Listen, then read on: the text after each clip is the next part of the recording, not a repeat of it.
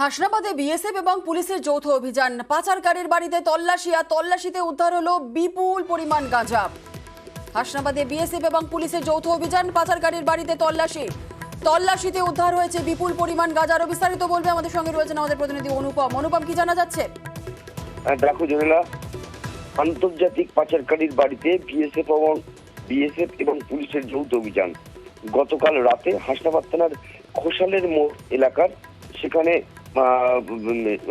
খোকন পার নামে এক ব্যক্তি, সেই তার বিএসএফ গোপন সূত্রে খবর পায় এবং তখন হাসনাবাদ থানার পুলিশকে সঙ্গে নিয়ে এই খোকন পাড়ের বাড়িতে গভীর রাতে অভিযান চালায় এবং এলাকা কিন্তু পুরো বিএসএফ দিয়ে ঘিরে ফেলে তার বাড়িতে অভিযান চালিয়ে বাড়ির বিভিন্ন জায়গা থেকে, যেমন গোয়ালঘর, বাড়ির ছাদ, খাটের তলা, বিভিন্ন জায়গা থেকে 28 কিলো গাঁজা এবং 6,50,000 টাকা উদ্ধার করে।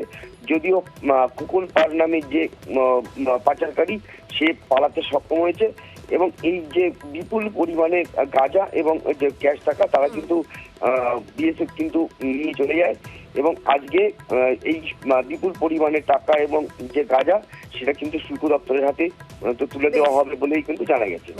ধন্যবাদ।